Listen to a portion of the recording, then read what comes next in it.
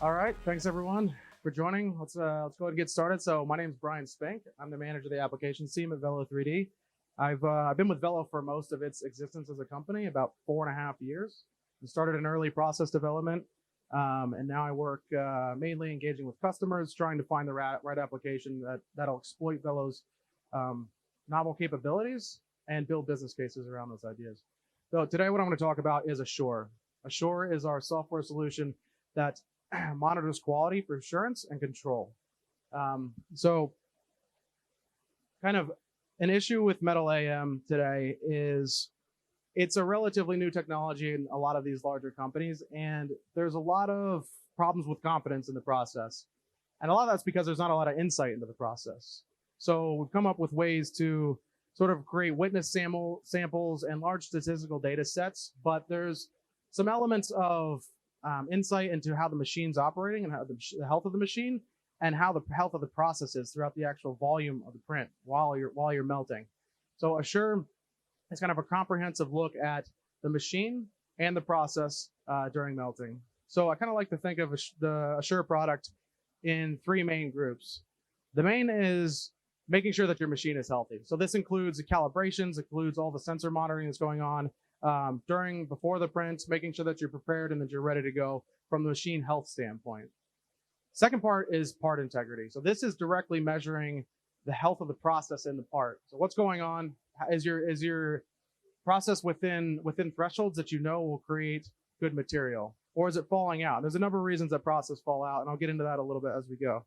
And the third part is reporting on all this. So you've got all of this data, and that's all well and good, but if it's all scattered to the wind, you're going to lose some of it, right? So taking all of this data and putting it in a concise, comprehensive report at the end of the build. So it gives you traceability for the part down the line. So Assure, kind of looking at a high level, one of the first things that I use it for constantly is basically looking at your warehouse. So the snapshot here is looking at each one of these tiles represents a machine in your warehouse, and you get a really quick snapshot on what's going on in the machine. So what is it printing? What's the status? When's it going to be done? And a really brief health check to see if the machine is in calibration and to see if it needs some attention or if it's good to print. So the first thing I'll get into next is what does the health of the machine really mean? And so VELO3D has a number of metrics, metrology metrics built into the system that are really easy for the user to measure and easy for the user to correct. So what you're seeing in the top right there are 5 main metrics that we use to qualify machine health. Basically, it's like a pre-flight checklist to make sure that your machine's ready to go. And so you can do this before every print. You can do it before and after to kind of bookend it to make sure the machine is healthy before and after the print.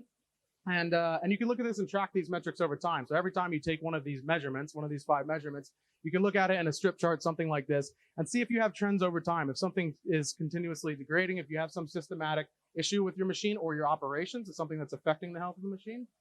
And so next I'll get into exactly what these 5 metrics are. First one is beam stability. I think a lot of people might call this thermal lensing. Basically, it's measuring the contamination of the optics. So if you have contamination of some lens or some window in the optical train, as you load it with high energy density, you'll distort the lens or distort the window. That can change, and that'll change your effective spot size, or it could diffuse the spot, melt, and obviously it can run into problems with losing your process. So VELO3D has a couple of sensors that monitor the melt pool. One of them is a coaxial inline thermal sensor, like a lot of other folks are using. And another one is a proprietary sensor that kind of literally and figuratively looks at the melt pool from a different angle. Between these two, we can get a signature of the spot. So basically, is the intensity correct? And is the profile of the beam correct? And so what we do in this test is we load the system with high energy. So we have 2 1,000 watt lasers in Velo's system. And so we'll load it with full 1,000 watts and try to force the factor of heating these lenses up. And we can monitor the beam throughout the entire process to see if it's distorting. And if it's within a certain threshold, these thresholds are defined by kind of well-defined process windows that we do when we do process development. If it's within a threshold, then you know the machine's healthy. In this case, if it isn't healthy, the most likely culprit here is the laser window, right? So it's the window that separates the chamber from the rest of the optics. And in a lot of systems, it's pretty standard operating procedure to clean this window between every build. And that's because soot and powder can accumulate on the window, and you can heat the window. So And this is kind of a common theme of Velo. We found a way to measure the problem first, and then we came up with a hardware solution for the root cause. So in this case, we actually don't clean our windows between most builds. We actually go months without touching the window because we've come up with a unique way to purge the window. But at any rate, you can measure it as much as you want, and you can watch to see if this is degrading and see if you're in spec. And you can take action on it when it's time to do so. So we have multi-laser optics in Velo. We have two, like I said, two 1,000 watt lasers. And with that comes some challenges with alignment, right? So there's kind of two things that we work on when we verify alignment. It's the position map of each laser over the entire build volume or the entire build area. And then it's the relative mapping of those two lasers. So if you want to use those two lasers on a single part, you have to make sure that they're matched very, very well. So what we've come up with is a unique way to, without any calibration plate and without any external measurements, we lay certain signatures on a powder bed, and with our imaging and some clever algorithms, we can get very accurate position measurements and map out the galvo positioning for each of the lasers. We can also obviously then do this relative to the two lasers. And we can get or in a very timely manner, we can get things back into calibration. This is one that's a one-button measurement, and if it needs a correction, the software can correct the galvo tables to correct the position of the lasers, and then you can check again and make sure you're in alignment.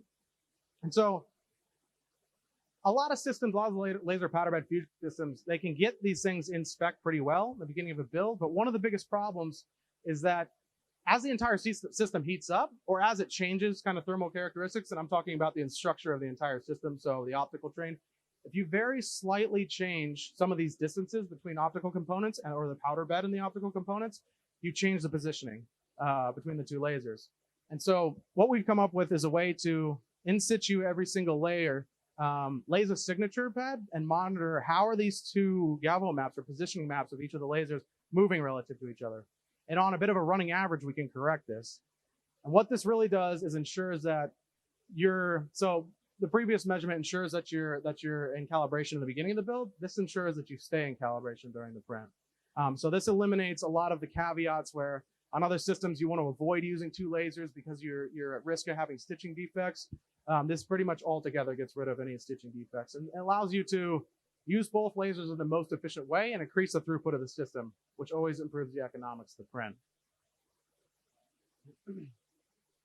Another one of the major health checks we do is the main coaxial thermal sensor that we use. We make sure that we check the alignment. Usually this doesn't move very much, but it's another one where if it does, it'll have serious ramifications on the ability to measure everything else down the line. So this is another one-button click check with no extra calibration equipment, and then a software shift that can be done on another button. Focus is a really important one. So we look for two things when we measure focus. This is part of our proprietary sensor that checks the profile of the beam.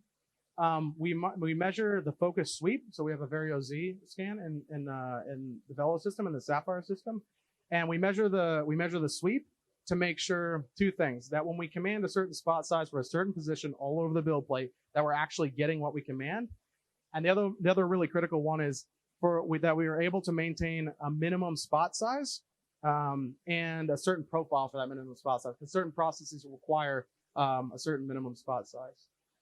So this is one, again, that it's a one-button check. It runs on the plate, and then if it's out of spec, another button click, the software corrects the adjustments for the Vario Z scan. You check it again, and when you're in spec, you're ready to go. The last one that's on there is the powder bed. And so Velo3D has a structured light scanner actually built into the system. So it's a projector and a camera that uses fringe patterns and structured light to not just give an image of the bed and an image of the part in the build area, but an actual 3D scan. So you get real height data all over the build. And this can tell you certainly a lot of things about the health of your part. I'll get into that a little bit later. But it can give you health metrics on your powder bed. So how flat is your powder bed? How consistent is it from coat to coat? How smooth is it? To make sure you don't have any anomalies in your recoder mechanism. So that's kind of your pre-flight checklist, I'll say. Now, getting more into the direct measurement of the part, what we do is use, again, the thermal sensor and our other proprietary sensor to monitor the melt pool throughout the entire volume of the print. And this is extremely critical to getting not just kind of bookends or secondary measurements, but getting direct measurements of the process stability within the print. And so what we do is we watch through the entire volume of the print and make sure that we're within certain process bounds, because we know where our process breaks down. It can break down for a number of reasons. So you can break down because you're not controlling the spot size well. Maybe you've got poor flow. Maybe the powder bed is too rough. And so this is a direct measurement of this. And what we're trying to find with this metric most of the time is lack of fusion porosity, right? Which is one of the biggest factors that causes poor mechanical properties. So when you look at the Assure product, the way that this usually visualizes is something like this. So on a layer by layer basis, you're given a probability of defect for that layer. And like I said, it takes the sum of a very high frequency scan of the melt pool health throughout the entire layer. And so if you've got some event that happens or some particular geometry that may force the process out of an acceptable window, it'll be flagged here.